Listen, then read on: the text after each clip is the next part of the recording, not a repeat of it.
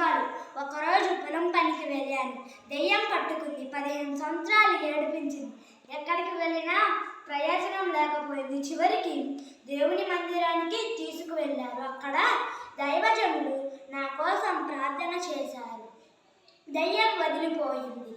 అప్పటి నుండి ప్రభువులో ఉన్నాను.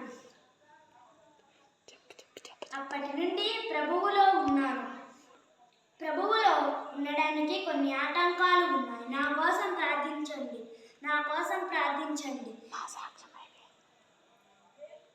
సఫీరా, దీనా ఇంకా రాలేదా? అదిగో వస్తున్నట్టుంది. ఏమిటి దీనా ఇంత ఆలస్యమైంది? మేమందరం వచ్చాము. మా అందరి సాక్ష్యం పంచుకున్నాం. చివరికి నీ సాక్ష్యం ఒకటే మిగిలి ఉన్నది.